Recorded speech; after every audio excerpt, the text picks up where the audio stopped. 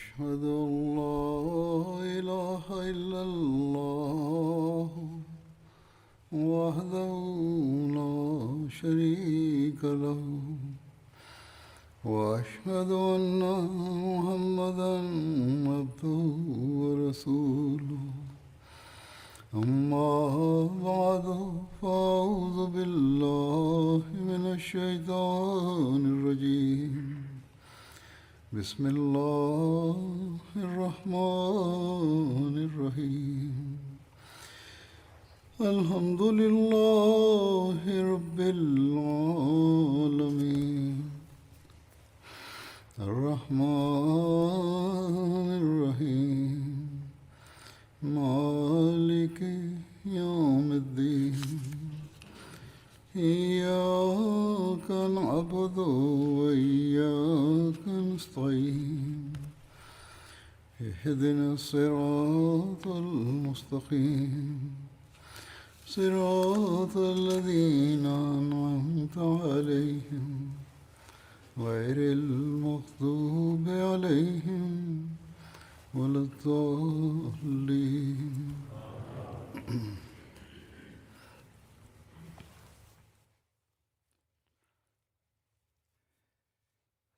Saidi sana anasema, nilikuwa naeleza kuhusu vita vya zama za Hazrat Abubakar Siddiq radhiyallahu ta'ala anhu.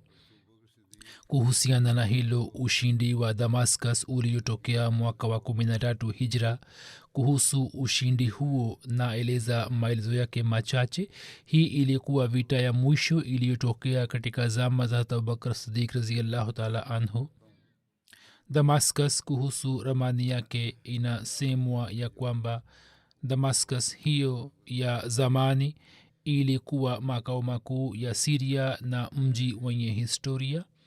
Mwanzoni huo ulikuwa kituo kikubwa sana cha ibada ya masanamu, lakini Ukristo ulipofika hapa, vituo vyake vya masanamu vikabadilishwa katika makanisa.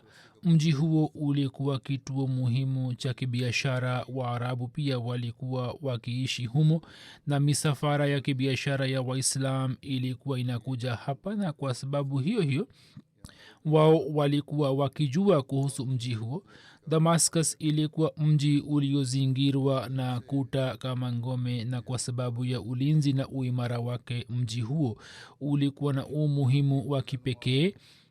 Kuta zake zilikuwa zimejengwa na mawe makubwa makubwa. Urefu wa kuta zake ulikuwa mita 6 ambazo zilikuwa na milango madhubuti sana. Upana wake ulikuwa mita 3. Milango ilikuwa inafungwa kwa nguvu. Kulikuwa na handaki iliyokuwa imezunguka kuta zake ambayo upana wake ulikuwa ni mita 3, na daima walikuwa wakijaza handaki hiyo na maji ya mto. Hivyo Damascus ilikuwa na uimara mkubwa na madhubuti ambao kuingia humo haikuwa kazi rahisi. Hata Abubakar alipotuma majeshi mbalimbali kwenda Syria, akamfanya hata Abu Ubaida kuwa amiri wa jeshi moja na akamwamrisha kufika Hims. Hims ilikuwa mji mkubwa na wakale na mashuhuri wa Syria uliokuwa karibu na Damascus. Sawa na amri ya Hat Abubakar, Hat Khalid bin Walid baada ya kufika Damascus akiwa na jeshi jingine la Waislamu akauzingira mji huo. Watu wa Damascus wakipanda juu ya ukuta wa ngome walikuwa wakiwarushia Waislamu mawe na mishale. Waislamu wakitumia ngao za ngozi walikuwa wakijisalimisha, na wakipata nafasi wao pia walikuwa wakiwarushia mishale. Hivyo siku 20 zikapita bila kutokea natija yoyote. Watu wa Damascus, kwa sababu ya kujifungia ndani ya ngome, walikuwa na hali mbaya, yani walikuwa wamepungukiwa vyakula katika ngome na mashamba yao yalikuwa nje ya ngome. Hivyo shughuli zao za kilimo zilikuwa zimesimama. Hawakuwa na uwezo wa kupata vyakula ndani ya ngome, na vitu vilikuwa vimepungua sana. Kwa sababu ya kuzingirwa kwao, wao walikuwa wamepata shida kubwa, na siku 20 zilikuwa zimepita juu yake. waislamu wakapata taarifa ya kwamba mfalme Herkal amekusanya jeshi kubwa la Warumi katika eneo la Ajnaden. Mara baada ya kusikia habari hiyo, hat Khalid akitoka mlango wa mashariki na akaja kwa Hatabu Ubaida na kukutana naye katika mlango wa Jabia, na akimwambia kuhusu hali halisi akatoa rai yake ya kwamba sisi tukiacha swala la Damascus tuende kupigana na jeshi la Warumi katika Ajnaden, na Allah akitujalia ushindi tutarejea hapa na tutashughulikia swala la Damascus. Hatabu Ubaida akasema kwamba rai yangu ni kinyume chake, kwani kwa sababu ya kujifungia ndani kwa siku 20 watu wa Damascus wameshachoka tayari na haiba yetu imeingia mioyoni mwao. Kama tutaondoka kutoka hapa, basi watu hawa watapata nafuu na wao watakusanya vyakula vingi katika ngome, na sisi tutakaporejea kutoka Ajnaden watu hawa watakuwa wameshajiandaa kupigana nasi mpaka muda mrefu. Hat Khalid akiafiki na rai hat Abu Ubaida akaendelea kuwazingira na akawaamuru machifu wote wa Waislamu waliokuwa wamewekwa juu ya milango mbalimbali ya ngome ya kwamba wao wawashambulie maadui kwa nguvu zote. Kwa kufuata amri hiyo ya hat Khalid, jeshi la Kiislam likaanza kuwashambulia maadui kutoka kila upande. Hivyo siku 21 zikapita juu yake hat Khalid akiwahimiza Waislamu kutumia nguvu zaidi katika mashambulio yao. Mwenyewe akaendelea kuwashambulia akiwa katika mlango wa mashariki. Watu wa Damascus walikuwa wameshachoka sana na walikuwa wakisubiri msaada kutoka kwa mfalme Herakl. hat Khalid akaendelea kuwashambulia, yeye alikuwa akipigana nao. Ndipo akaona ya kwamba Warumi ambao walikuwa juu ya ukuta wa ngome wakaanza kupiga makofi na wakaanza kucheza dansi na kuonesha furaha. Waislamu wakaanza kuwaona kwa mshangao. hat Khalid bin Walid akaona upande mmoja, ndipo akaona vumbi kubwa ikiruka, na kwa sababu ya vumbi hiyo giza likatanda mbinguni japokuwa ilikuwa mchana. hat Khalid akaelewa mara moja ya kwamba kwa ajili ya kuwasaidia watu wa Damascus jeshi la mfalme Herakl linakuja. Katika muda mfupi tu wapasha habari wachache wakaja kuthibitisha habari hiyo ya kwamba sisi tumeona jeshi kubwa karibu na mlima, na hakuna shaka ndani yake ya kwamba hilo ni jeshi la Warumi tu. hat Khalid mara moja akaja kwa Abu Ubaida na akamjulisha kuhusu hali halisi, na akasema kwamba mimi nimepanga ya kuwa nikiwa na jeshi zima niende kupigana na jeshi ambalo limetumwa na mfalme Herakl. Hivyo katika swala hilo wewe unasemaje? hat Abu Ubaida akasema kwamba hiyo sio sahihi, kwani tukiacha sehemu hiyo basi watu wa ngome, watu wa Damascus watatoka nje na watapigana nasi. Upande mmoja jeshi la Herakl litatuvamia na upande wa pili watu wa Damascus watatushambulia. Sisi tutakwama katikati ya majeshi mawili ya Warumi. Hapo Khalid akasema kwamba kishara yako ni nini? hata Abu Ubaida akasema kwamba wewe umchague mtu aliye shujaa na jasiri na kundi moja la wanajeshi utume pamoja naye ili kupigana na maadui. Hivyo hat Khalid bin Walid akimpatia hat Zirar bin Azwar kikosi cha wapanda farasi 500 na akamtuma kupigana na jeshi la Warumi. Katika riwaya nyingine idadi ya jeshi la Zirar ambayo imetajwa ni 5,000. Kwa vyovyote vile hat Zirar akiwa na wanajeshi 500 au sawa na idadi iliyotajwa akaelekea kwa jeshi la Warumi. Wanajeshi wachache kwa kuona jeshi la Warumi wakasema kwamba jeshi hilo ni kubwa sana na sisi ni watu 500 tu, basi ni vyema ya kwamba sisi turejee nyuma na tukiwa na jeshi letu tupigane nao. hazirar akasema kwamba msiogope kwa kuona uwingi wa maadui. Mwenyezi mungu mara nyingi amewapatia watu wachache ushindi juu ya watu wengi, hivyo ye atatusaidia. ndugu zanguni, kurejea nyuma ni kukimbia jihadi ambayo allah haipendi kabisa. je, nyini mtaaibisha ushujaa na ujasiri wa waarabu? anayetaka kurejea basi areje nyuma, mimi nitapigana nao na nitatangaza jina la islam. mwenyezi mungu asinione nikikimbia. waislamu wote wakasema kwa sauti moja ya kwamba sisi tutatoa uhai wetu juu ya islam na tutapata cheo cha shahadat, yaani tuko tayari kupigana nao. Hadhrar akafurahi sana na akawaamuru ya kwamba muwashambulie maadui kwa pamoja na muwaangamize kabisa. waislamu na hadhirar wakaendelea kuwashambulia warumi na wakapigana nao kwa ushujaa. mwana wa chifu wa kirumi akamshambulia hadhirar na akampiga mkuki juu ya mkono wake wa kushoto, na kwa sababu hiyo damu yake ikaanza kumwagika kwa kasi. baada ya muda mfupi tu hazirar akampiga mkuki kwenye moyo wake na akamua. mkuki wake ukakwama kifuani mwake na ncha yake ikakatika. jeshi la kirumi walipoona mkuki wake bila ncha wakamshambulia na wakamkamata. kwa kuwa yeye hakuwa na silaha mkononi mwake, maswahaba watukufu walipoona kwamba hazirar amekamatwa, wao wakahuzunika sana na wakapata wasiwasi, nao wakawashambulia kwa mara kadhaa, lakini hawakuweza kumwachisha zirar kutoka warumi. taarifa ya kukamatwa kwa zirar ilipomfikia khalid, yeye akapata wasiwasi mwingi, na akipata habari kuhusu jeshi la kirumi kutoka kwa wenzake akashauriana hat abu ubaida na akaomba rai yake kuhusu mashambulio. hata abu ubaida akasema kwamba ukifanya mpango wa kuzingira damascus unaweza kuwashambulia. kwa kuwa wakati yule hat abu ubaida alikuwa kamanda mkuu, hat khalid baada ya kupanga mpango wa kuuzingira mji wa damascus akiwa na wenzake akawafuata maadui, akawasaka maadui na akawaagiza wenzake kwamba wakiwaona tu maadui basi wawashambulie ghafla. kama watu hawa watakuwa hawakumuua zirar, huenda sisi tutamwokoa na kumleta akiwa hai, na kama watakuwa wameshamuua tayari basi wallahi sisi tutalipiza kisasi chake. japokuwa mimi nina imani kwamba allah hatatupatia huzuni kuhusu zirar.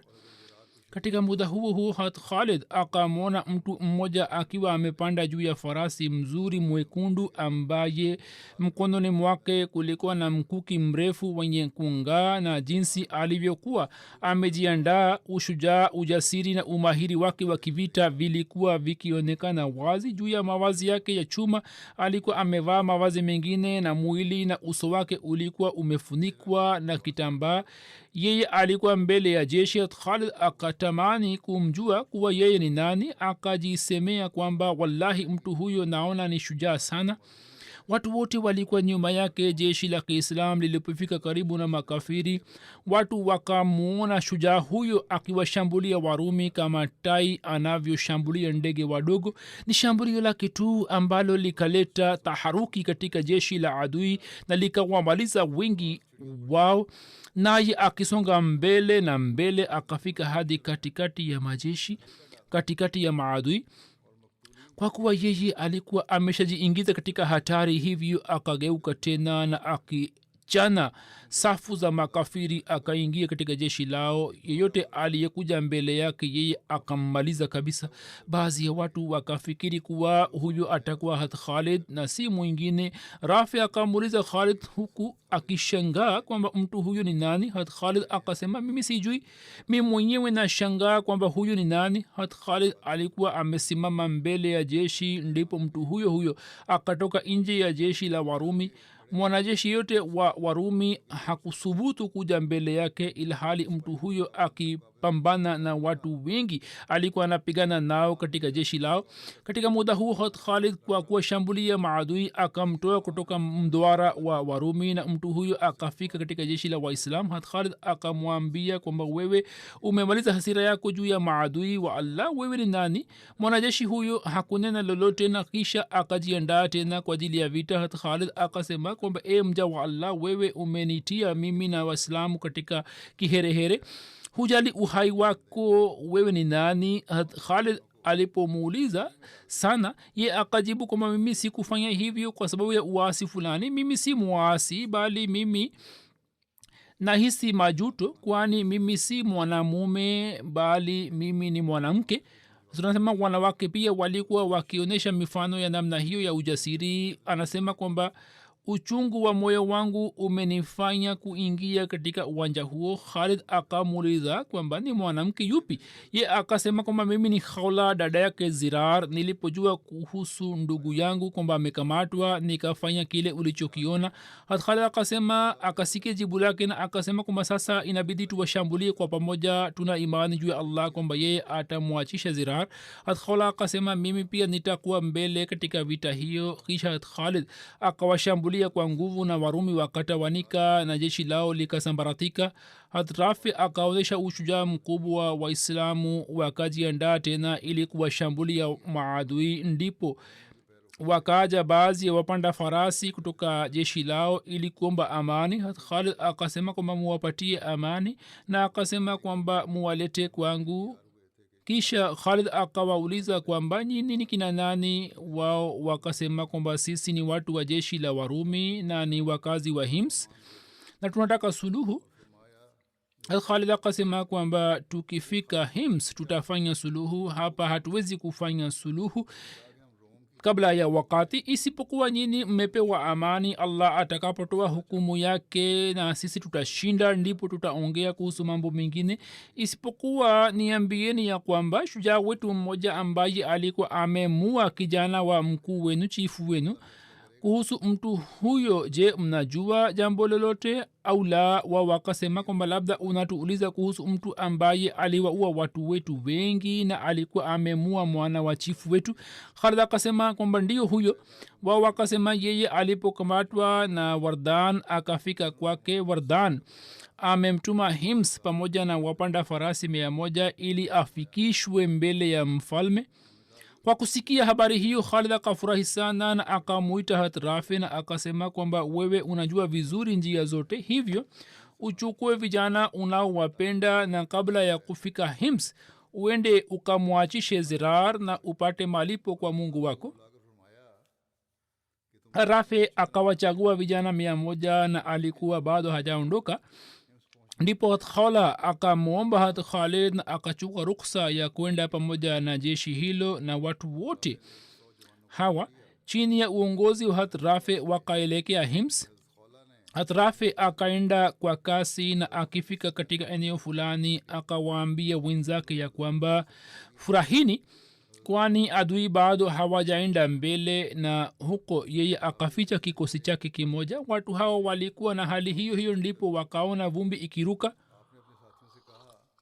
Hazrat Rafi akawaambia Waislamu kuwa makini. Waislamu walikuwa wamejiandaa, ndipo Warumi wakafika huko. Hazirar alikuwa chini ya ulinzi wao na alikuwa anasoma shairi kwa lahja iliyojaa uchungu kwamba ewe mwenye kupasha habari, ufikishe kaumu yangu na Khawla habari hii ya kwamba mimi ni mahbusu na nimefungwa na kamba.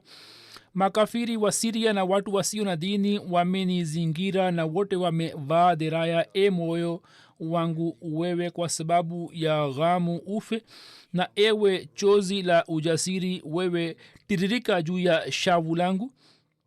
Khawla akamwita kwa sauti ya juu kwamba dua yako imekubaliwa, imepokelewa, msaada wa Allah umefika, mimi ni dada yako Khawla.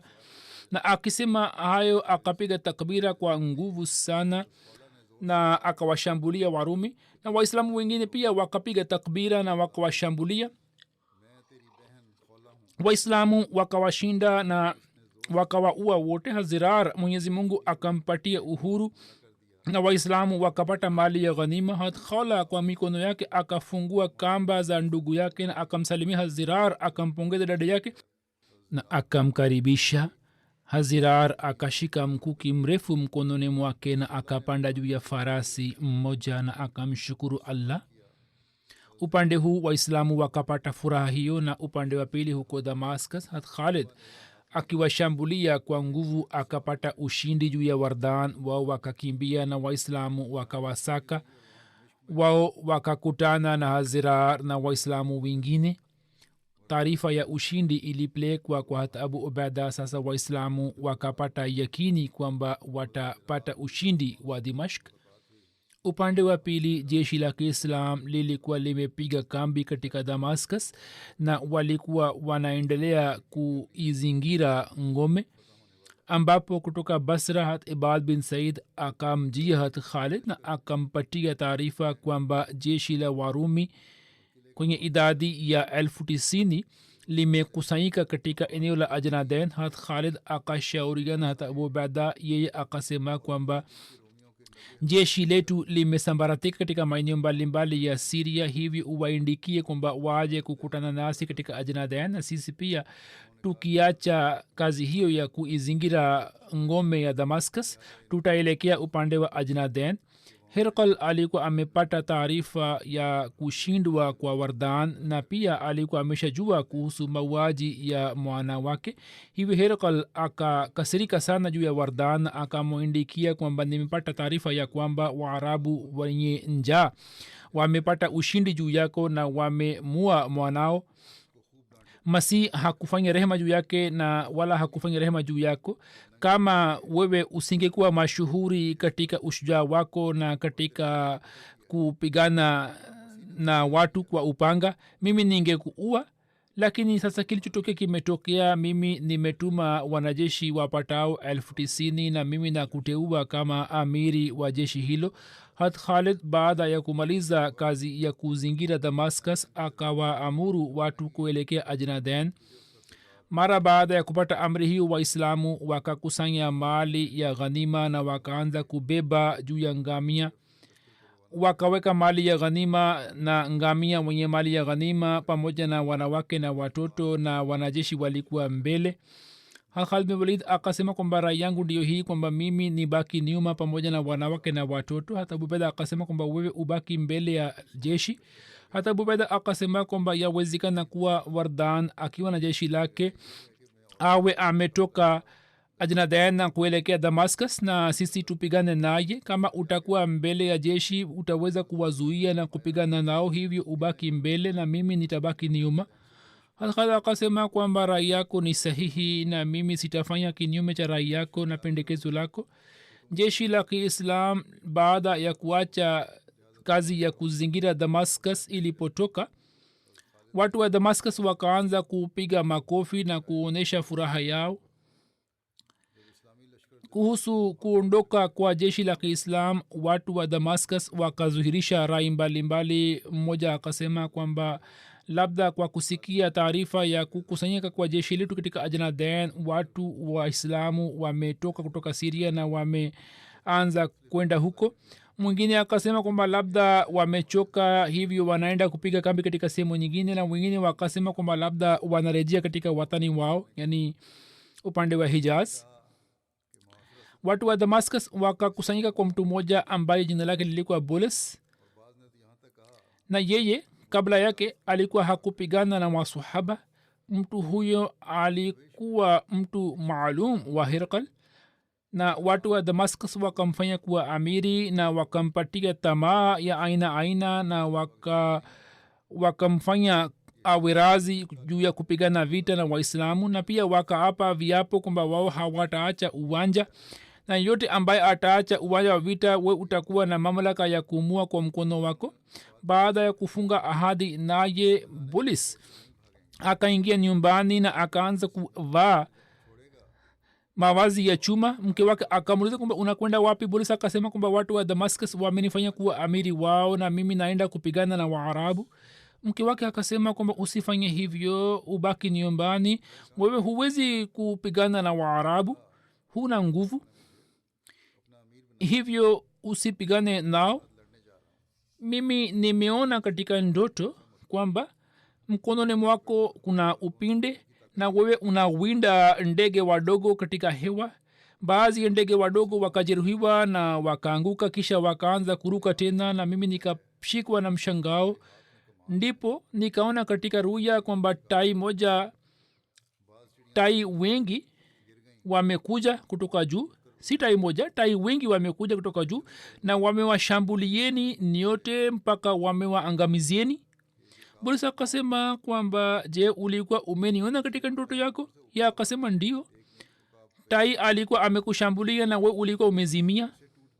Bulus aliposikiliza maneno hayo ya mkewe akampiga kofi na akasema kwamba moyoni mwako haiba ya Waarabu imeingia, na hata katika ndoto pia una hofu ile ile. Usiwe na wasiwasi, mimi muda si muda nitawafanya amiri wao kuwa mtumishi wako na wenzake kuwa wachungaji wa mbuzi zako na nguruwe zako. Bulus akiwa na wanajeshi 6,000 akaenda nyuma ya Waislamu na akaenda kuwafuata wanawake, watoto na wanyama wao.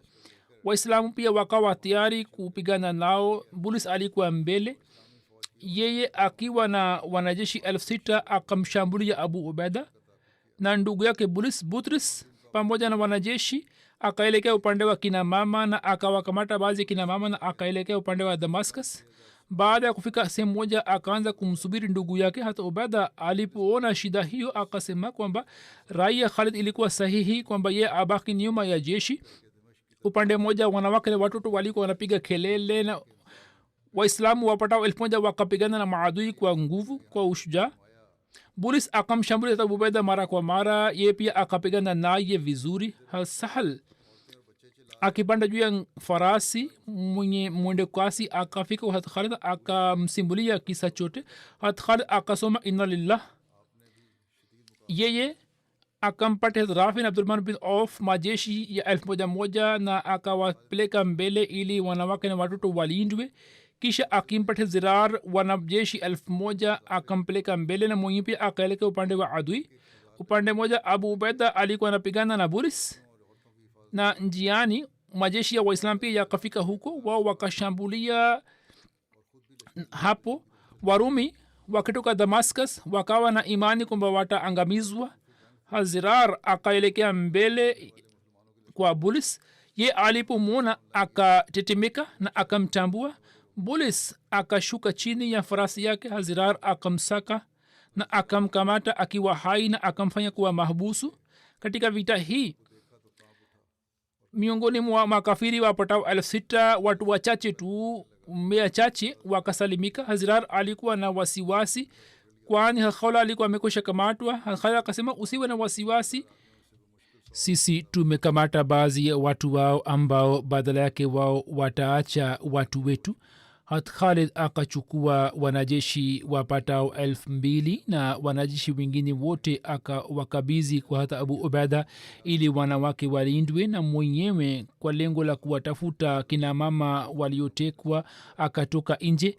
Akafika haraka haraka katika sehemu ile ambapo maadui walikuwa wamewakamata kina mama Waislamu. Akaona kwamba vumbi inaruka, akashangaa kwamba humo kwa nini vita inaendelea kupiganwa. Alipofanya tahqiq akajua kwamba ndugu yake Butrus baada ya kuwakamata kina mama alikuwa amengoja kumsubiri ndugu yake karibu na mto, na hapo walikuwa wanakaribia kugawa wanawake. Butrus akasema kutahola kwamba huyu mjakazi wangu. Wao wakawaweka kina mama katika hema moja na wenyewe wakaanza kupumzika na walikuwa wanamsubiri Bulus. Miongoni mwa kina mama hawa wengi wao walikuwa mashujaa na wenye uzoefu mkubwa na walikuwa wanajua umahiri wa kupigana vita. Hawa wakajumuika kwa pamoja na Khawla akaelekea kwao na akasema, eni mabinti wa kabila Hamir na eni kumbukumbu za kabila Tiba, je, mnarizika juu jambo hili kwamba nini mufanywe kuwa wajakazi wa makafiri? Ujasiri wenu umekwenda wapi na ghera yenu imekwenda wapi ambayo Waarabu walikuwa wanaizungumzia katika vikao vyao? Mimi nasikitika sana kwa kuona hali yenu na msiba unaokaribia kuja mauti yenu ni bora zaidi kuliko msiba huu. Kwa kusikia hayo kina mama wakasema kwamba ewe Khola, sisi ni mahubusu, sisi hatuna mkuki wala upanga, tunaweza kufanya nini? Hatuna silaha, hatuna farasi, tumefanywa kuwa mahbus, tumekamatwa tu. Khola akasema kwamba sisi tunazo mbao za mahema, tuzitumie mbao hizi na tuwashambulie watu hawa wenye bahati mbaya, na Mungu atatusaidia tu, tutashinda, waila tutauawa na tutakuwa shahidi. Hapo kila mwanamke akachukua mbao moja moja. Khola pia akachukua mbao juu ya bega lake, na Khola akawaambia kina mama wenzake kwamba muwe pamoja kama mnyororo, waila wote mtauawa. Kisha Khola akaelekea mbele na akamua Rumi mmoja. Warumi kwa kuona ujasiri wao wakashikwa na butwa. Butrus akasema kwamba kina mama hawa wanafanya nini? Sahaba moja mama akasema kwamba sisi tumeamua kwamba leo tutawamalizeni na mbao hizi, na tukiwaua tutalinda heshima zetu. Butrus akasema kwamba muwakamate wakiwa hai na muangalie kwamba Khola akamatwe akiwa hai. Pande nne kutoka pande nne Warumi wapatao 3,000 walikuwa wamewazingira, lakini hakuna aliyesubutu kuja karibu na kina mama. Kama alikuwa anakwenda kuja mbele, kina mama hawa walikuwa wanawashambulia na walikuwa wanawaua. Hivyo kina mama hawa wakawaua Warumi wapatao 30. Butrus akashikwa na hasira kali, akashuka chini na akiwa na wenzake akawashambulia kina mama, lakini kina mama hawa wakajumuika kwa pamoja na wakawashambulia kwa pamoja na hakuna aliyeweza kukaribia. Butrus akaelekea kwa Khola akasema kwamba e Khola, ufanye rehema juu ya nafsi yako, mimi na kuheshimu na moyoni mwangu kuna mengi kwa ajili yako. Je, wewe hupendi kwamba mimi kama mfalme niwe mliki wako na mali yangu iwe mali yako? Khola akasema kwamba ewe kafiri mwenye bahati mbaya, wallahi kama mimi ningekuwa na uwezo basi ningekumaliza sasa hivi na mbao. Wallahi mimi sipendi kwamba wewe uchunge mbuzi na ngamia zangu. Hapo Butrus akawaambia wanajeshi wake kwamba wawashambulie wanawake wote. Wanajeshi wake walikuwa wakijiandaa ili kuwashambulia wanawake Waislamu. Ndipo Waislamu chini ya uongozi wa Khalid wakafika huko. Khalid akapata taarifa kuhusu hali halisi, na kwa kujua kuhusu ujasiri wa kina mama Waislamu wakafurahi sana. Kisha jeshi zima likawazingira makafiri na wakawashambulia kwa pamoja. Khalid akasema kwa sauti ya juu kwamba msaada wa Allah umefika, Mwenyezi Mungu ameturehemu. Butrus alipowaona Waislamu akashikwa na wasiwasi na huzuni, akaanza kukimbia, lakini kabla hajakimbia akawaona watu wawili wakielekea kwake. Mmoja alikuwa Khalid, mwingine alikuwa Zirar akampiga na mkuki. Yeye alikuwa karibu kuanguka kutoka farasi, kisha Zirar akamvamia tena naye akamalizika. Waislamu wakawa Warumi wengi na waliosalimika wakakimbilia Damascus. Khalid aliporejea na akamwita Bulus na akaweka mbele yake ujumbe wa Islam na akasema, ukubali Islam waila utatendewa kama ndugu yako alivyotendewa. Bulus akasema kwamba imekuaje kwa ndugu yangu? Khalid akasema kwamba yeye ameuawa.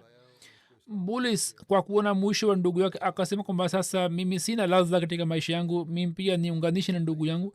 Hivyo yeye pia akauawa. Kwa vitu vile jeshi la Kiislam lilijumuika tena katika Ajnadain na maelezo yake yamekusha elezwa tayari.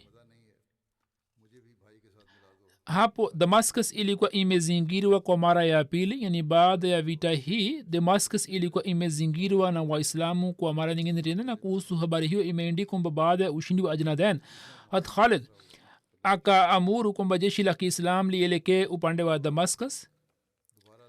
Watu wa Damascus walikuwa wameshapata taarifa kuhusu kushindwa kwa jeshi la Kirumi katika Ajnadain, na walipopata taarifa kwamba jeshi la Kiislam linaelekea upande wa Damascus wakahuzunika sana. Na kisha waliokuwa wanaishi karibu na Damascus wakakimbia na wakaenda kujifungia katika ngome na wakakusanya vitu na vyakula mbalimbali katika ngome, ili jeshi la Kiislam kama litaendelea kuwazingira kwa muda mrefu wasipungukiwe vyakula. Na pia wakakusanya silaha na silaha za vita, na pia wakaweka juu ya kuta za ngome mawe na mikuki na mishale na upinde na vitu vingine ili waweze kuwashambulia waislamu. Jeshi la kiislam likapiga kambi karibu na damascus, kisha likaenda mbele na kuzingira ngome. Khalid akawateua viongozi juu ya milango mbalimbali ya damascus. wakati ule mkuu wa damascus alikuwa Toma. Watu wakubwa wa damascus wenye akili wakamshauri Toma wakisema kwamba sisi hatuna uwezo wa kupigana na wanajeshi waislamu, hivyo uombe Herakal akusaidie au ufanye suluhu na waislamu na uwapatie kile wanachotaka na ujisalimishe. Hapo Toma akasema kwa kibri na majivuno kwamba mimi ni mwanamkwe wa Herakal Azam na ni mahiri wa vita, hivyo mbele ya uwepo wangu waislamu hawataweza kusubutu kuingia mjini. Viongozi wake walipojaribu kumfahamisha Toma akawatia moyo akisema kwamba muda si mrefu kutoka kwa Herakal jeshi kubwa litakuja kutusaidia. Hivyo Toma akawaamuru watu wake kuwashambulia waislamu kwa nguvu. Katika mashambulizi hayo waislamu wengi wakajeruhiwa na wengine wakauawa. Hata Aban bin Said akapigwa mshale wenye sumu. Baada ya kuondoa mshale wao wakafunga jeraha lake na kitambaa, lakini muda si mrefu kwa sababu ya sumu ye akazimia na baada ya muda fulani akauawa shahidi. Hata Aban wakati wa vita vya Ajnadain alikuwa amefunga ndoa na hata Aban, na kulikuwa na rangi ya hina juu ya mkono wake na kulikuwa na manukato ya itri kwenye mawazi yake, yani alikuwa amefunga ndoa katika muda si mrefu. hata Aban alikuwa miongoni mwa kina mama ambao walikuwa kwenye mstari wa mbele katika kupigania jihadi. Alipopata taarifa kuhusu kifo cha mume wake akaja kwake na akasimama karibu na maiti yake kwa subira. Hakutamka neno lolote la kumuasi Allah na akasoma shairi katika kuondokewa kwa mume wake. Khalid bin Walid akasilisha sala yake na baada ya mazishi ya Aban akaelekea kwenye hema lake akiwa na nia imara. Akashika silaha zake na akafunga kitambaa juu ya uso wake na akafika karibu na mlango wa Toma ambapo mume wake alikuwa amewa shahidi. Juu ya mlango wa Toma vita kali ilikuwa inaendelea. hata Aban akishiriki katika jeshi la waislamu akaendelea kupigana kwa nguvu na akaua Warumi wengi, na akipata nafasi akamlenga mhifadhi wa Toma ambaye mkononi mwake kulikuwa na msalaba mkubwa. Msalaba huo ulikuwa umetengenezwa na dhahabu, ndani yake kulikuwa na lulu, na mtu huyo mwenye kubeba msalaba alikuwa akiwahimiza Warumi kupigana vita na alikuwa anaomba dua kwa kutumia msalaba. Alipopigwa mshale na Aban, msalaba ukaanguka kutoka mkono wake na waislamu wakakamata. Toma alipoona kwamba waislamu wamekamata msalaba huo, ye akashuka chini pamoja na watu wake na akafungua mlango na akaanza kupigana na waislamu. Hapo Warumi pia wakaanza kuwashambulia waislamu kutoka juu, na Aban kwa kuona nafasi akalenga jicho la Toma na akarusha mshale na akatoboa jicho lake. Hapo Toma na wenzake wakalazimika kurudi nyuma na wakaingia kwenye ngome na wakafunga milango. Kwa kuona hali ya Toma, watu wa Damascus wakasema kwamba sisi tulikuwa tumesema kwamba sisi hatuna uwezo wa kupigana na Waarabu, hivyo tutafute njia ya kufanya suluhu na Waarabu. Hapo Toma akakasirika zaidi na akawaambia wenzake kwamba badala ya jicho langu moja mimi nitatoboa macho yao 1,000. Watu wa Damascus walikuwa na matumaini ya kupokea msaada kutoka Hims. Majeshi ya Kiislam yakafanya mpango kwamba wakaweka kikosi kimoja njiani ili waweze kuwazuia wanajeshi watokao Hims. Waislamu wakazingira Damascus, wakaendelea kuzingira Damascus, na katika mashambulizi hayo wakaendelea kutumia mishale na vitu vingine na wakaendelea kuwashambulia maadui. Watu wa Damascus walipopata yakini kwamba hawataweza kupokea msaada, hapo wakavunjika moyo na wakaacha kupigana vita, na waislamu wakapata jaziba ya kuwashinda. watu wa damascus walikuwa na wazo kwamba labda kwa sababu ya shida ya baridi waislamu watachoka na hawataweza kubaki hapa, lakini waislamu wakaendelea kuwazingira na nyumba ambazo zilikuwa zimeondokewa na watu waislamu wakazitumia kwa ajili ya kupumzika. jeshi moja lilikuwa likipumzika na jingine lilikuwa linapigana vita, na jeshi jingine lilikuwa linapigana vita na jingine lilikuwa linakuja kupumzika. Na hapo yani walikuwa wanapigana kizamu na wakaendelea kuzingira ngome hiyo kwa muda mrefu. Na waislamu hawakuishia hapa, bali kwa ajili ya kuvunja mipango yao waislamu wakaendelea kufanya mipango mbalimbali. Na katika mpango huo madhubuti wa kuondoa vikwazo mbalimbali, hat Khalid bin Walid akafanikiwa kuchagua sehemu ambapo kwa kutumia sehemu hiyo ilikuwa inawezekana kuingia katika Dimashq. Sehemu hiyo ilikuwa bora kabisa ya Dimashq na humo maji ya handaki yalikuwa chini sana, na kwa kutumia njia hiyo kuingia ndani haikuwa kazi rahisi. Khalid bin Walid akafanya mpango wa kuingia katika Dimashq kwamba akakusanya kamba chache ili aweze kuzitumia kamba hizi kwa ajili ya kupanda juu ya ukuta na kuingia upande wa pili. Khalid bin Walid alikuwa amepata taarifa kwamba Batrik wa Dimashq ambaye alikuwa kiongozi mkuu wa wanajeshi wa Rumi wapatao 10,000, mtoto mmoja amezaliwa kwake na yeye mwenyewe na walinzi wake wanasherehekea sherehe ya kuzaliwa kwake. Hivyo wote wakala na wakanywa na wakalala fofo na wakaghafilika. Hapo Khalid bin Walid akiwa na wanajeshi wake wachache kwa kutumia kamba hizi akavuka handaki na akafika karibu na ukuta, na kwa kutumia kamba hizi akatengeneza kama ngazi, na kwa kutumia ngazi hizi akapanda juu, na waislamu wengine pia wakapanda juu ya ukuta na kisha wakaingia ndani na wakafika karibu na milango, na wakikata komeo za milango wakafungua milango, na hivyo majeshi ya Kiislamu yakaingia Dimashq. jeshi la Khalid likateka mlango wa mashariki, na hapo Warumi katika wasiwasi wao wakamwomba hata Abu Ubaida kufanya suluhu juu ya mlango wa magharibi, ilhali watu hawa walikuwa wameshakataa ombi la Waislamu la kufanya suluhu na walikuwa wanataka kupigana vita. Lakini hata hivyo hata Abu Ubaida akakubali ombi lao, na hapo Warumi wakafungua milango ya ngome na wakawaambia Waislamu kwamba njoni haraka na mutu salimishe kutoka mashambulizi ya Khalid. Matokeo yake ni kwamba Waislamu wakaingia mjini kwa kutumia milango yote. Khalid pia akaingia mjini na mlango wake. Khalid na viongozi wengine 4 wakakutana katikati ya mji. Khalid bin Walid ijapokuwa alikuwa ameteka sehemu fulani ya Dimashq kwa vita, lakini kwa kuwa Abu Ubaida alikuwa amekubali suluhu, hivyo katika eneo hilo pia masharti ya suluhu yakakubaliwa. Khalifa mtukufu anasema kwamba iwe wazi ya kwamba ushindi wa Dimashq, baadhi ya wanahistoria wanasema kwamba ulitokea katika zama za Umar radhiyallahu anhu, lakini vita hiyo ya Dimashq ilikuwa imeshaanza katika zama za Abu Bakr radhiyallahu anhu, lakini taarifa ya ushindi ilipopelekwa Madina wakati ule Abu Bakr alikuwa ameshafariki dunia. Hiyo ilikuwa vita ya mwisho ya Abu Bakr Siddiq radhiyallahu anhu. Katika siku za usoni nitaeleza vipengele vingine kuhusu maisha ya Abu Bakr radhiyallahu ta'ala anhu. Khalifa mtukufu anasema kwamba muda huu napenda kuwazungumzia baadhi ya marehemu.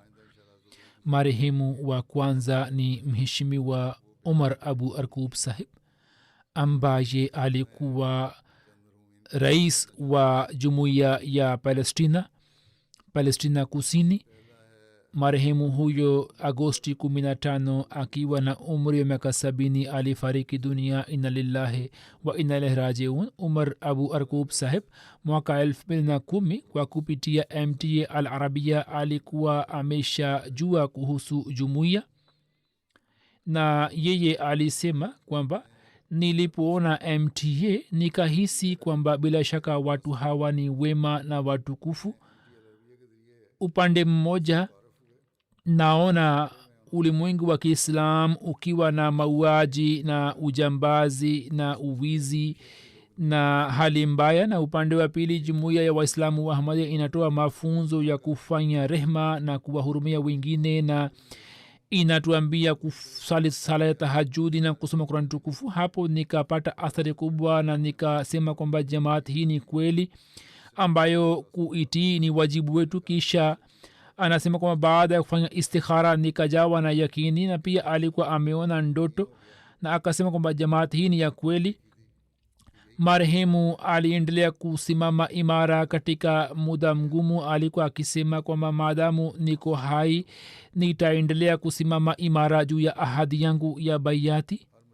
Baada ya bayati yake mke wake aliona katika ruya kwamba wapo waahmadia wachache na wamempeleka umar saheb katika chumba fulani, wakamwogesha na wakafungua kifua chake na kusafisha, na wakasema kwamba angalia, sisi tumemrudisha katika hali nzuri. alikuwa anaupenda ukhalifa na alikuwa anafanya maombi. marehemu alikuwa na uhusiano wa kiikhlasi na jamaati. katika nyumba yake alikuwa ametoa sehemu moja ya nyumba yake kwa ajili ya shughuli za jamaat, na katika nyumba yake jumuiya ilikuwa inakusanyika kwa ajili ya swala ya ijumaa na swala ya idi na kwa ajili ya vikao mbalimbali. na mwana wake alisema kwamba hiyo ni wasia ya marehemu kwamba sehemu hii itaendelea kutumika kwa ajili ya shughuli za jamaat. wapinzani wake katika siku za marazi zake walikuwa wanasema kwamba ufanye toba na wewe utapona, lakini marehemu hata hivyo alikuwa anajadiliana nao, alikuwa anaongea nao, alikuwa anawahubiri. na mtu mmoja ambaye alikuwa anasema mengi katika upinzani wake, marehemu akaongea naye na akampatia hoja na dalili mpaka huyu akashindwa kusema jambo lolote. marehemu alipokuwa na marazi zake na akalazimika kuhamishwa katika icu, mwana wa marehemu akamwambia shekh huyo ambaye alikuwa anajadiliana naye akisema kwamba mwache baba yangu ana uzoefu mkubwa, huwezi kumshinda.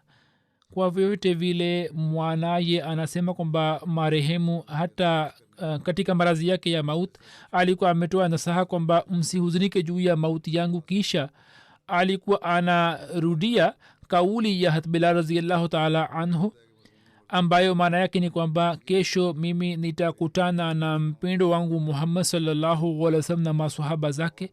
marehemu alikuwa mtu wa watu na alikuwa na dhati njema sana.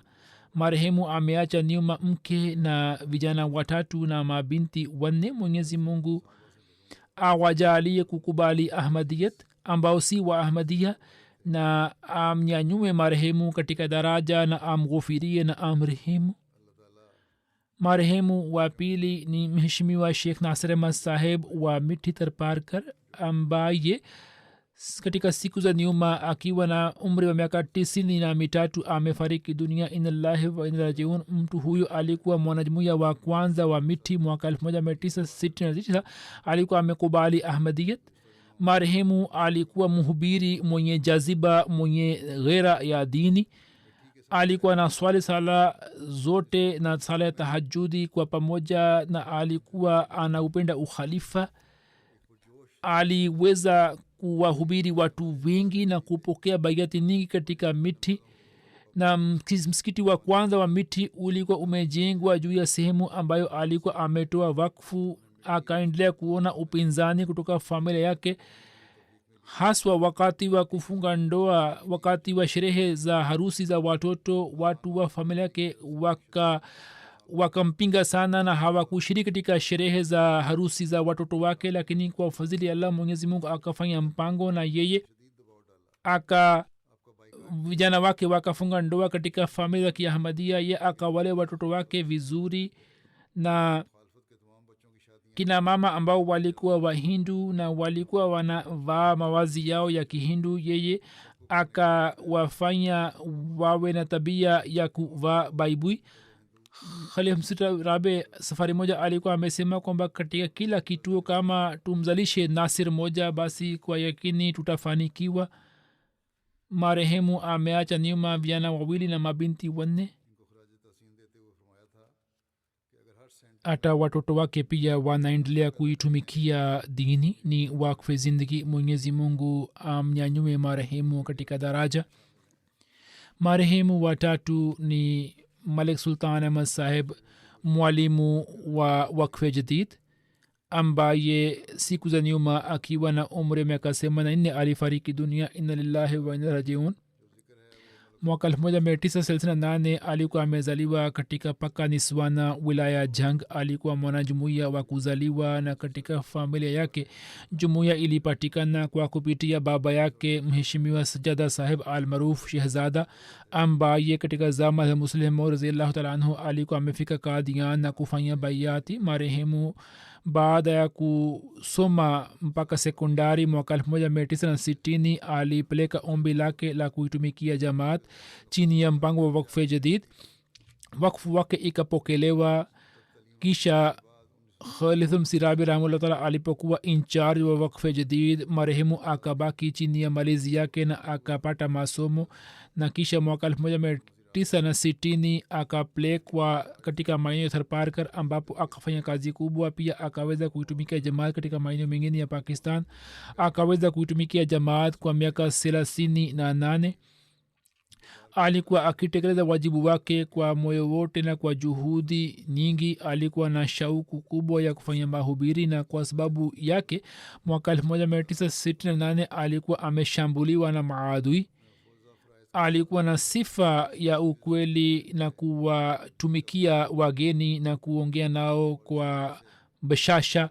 Alikuwa na tabia ya kuswali sala ya tahajudi na swala zote, na mwenye kufanya maombi mengi. Hadi kifo chake akaendelea na uhusiano imara na ukhalifa, na alikuwa akiwahimiza vijana wake kushikamana na ukhalifa. Ameacha nyuma mke na vijana watatu na mabinti wawili. Mwenyezi Mungu amghufirie na amrehemu na amnyanyue kwenye daraja. Marehemu anayefuata ni mheshimiwa Mahbub Ahmad Rajeki Saheb, ambaye alikuwa mkazi wa Saadulapur Mandi Bahauddin. Akiwa na umri wa miaka 86 alifariki dunia. Inna lillahi wa inna ilaihi rajiun. Marehemu alikuwa musi. Ameacha nyuma vijana wawili na binti mmoja.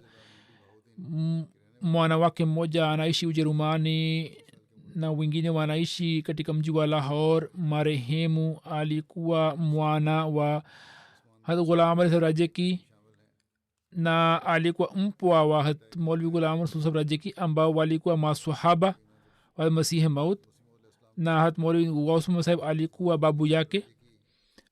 Mwanaye Mabrur Saheb anasema kwamba marehemu aliweza kuitumikia jamaat Saadulapur kwa miaka 37. Alikuwa na tabia ya kufanya maombi mengi. Alikuwa anampenda Mtume Muhammad sallallahu alaihi wasallam na Masihi Maud alayhi wassalam. Alikuwa anaupenda ukhalifa na alikuwa mtumishi wa jamaat mwenye ushujaa. Akapata bahati ya kuwa asirani rahe Mola, yani akatiwa ndani kwa sababu ya jamaati. Alikuwa na tabia ya kuswali sala 5 kwa pamoja na kuswali sala ya tahajudi. Mwenyezi Mungu alikuwa anapokea maombi yake. Marehemu alikuwa anaona ruya kweli. Hata wakati wa kutiwa ndani aliendelea kuona ndoto mbalimbali kwamba siku fulani atapata uhuru au siku fulani tukio fulani litatokea, na hivyo ndivyo ilivyotokea. Wakati wa mchana alikuwa anasoma Durud Sharif na kufanya maombi. Bali siku moja mtu moja aliandika kwamba siku moja alipokuja kwa ajili ya sala ya alfajiri, yeye akamgusa. Yeye alikuwa na homa kali, lakini hata hivyo akaja miskitini kuswali sala kwa pamoja. Na uhusiano wake na MTA na ukhalifa ndio huu kwamba alikuwa hasikilizi vizuri, lakini hata hivyo wakati wa hutuba alikuwa anaketi mbele ya televisheni na alikuwa akifanya juhudi ya kusikiliza hutuba. Baada ya kifo chake, watu wasio wa Ahmadiyya waishio pembezoni mwa kijiji chake walikuja. Hata walikuwa wakija hapo kabla na walikuwa na itikadi sana juu yake. Walikuwa wanamwomba kwamba yeye awaombe. na walikuwa wanasema kwamba kama huyu asingekuwa ahmadia basi angekuwa na wafuasi mamea na maelfu na watu wasio wa ahmadia walisimulia matukio mbalimbali ya kupokelewa kwa maombi yake na wakatoa mifano yake. Mwenyezi mungu amghufirie na amrehemu na amnyanyue kwenye daraja na awajalie watoto wake kuendeleza mema yake.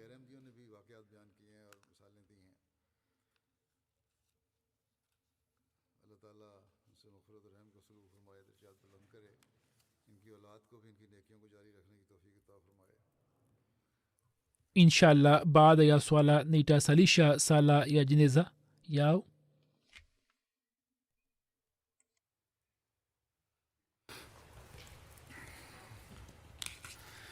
ये सब जो नमाज इंशाल्लाह नमाज़ों के बाद इनके जमात जनाज़ा अदा की जाएगी.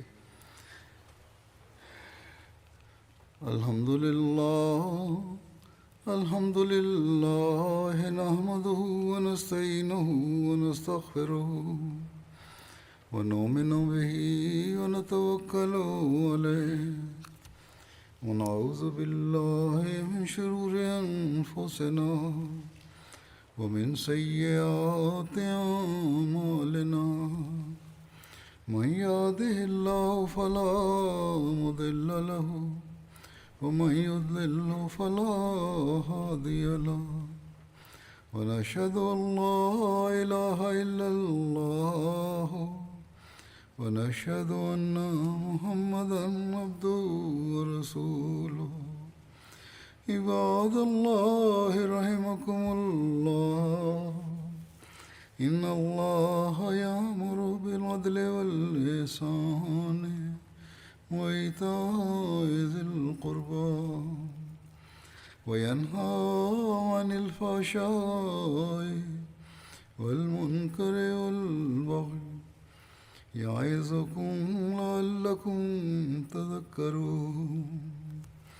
اذكروا الله يذكركم وادعوه يستجب لكم ولذكر الله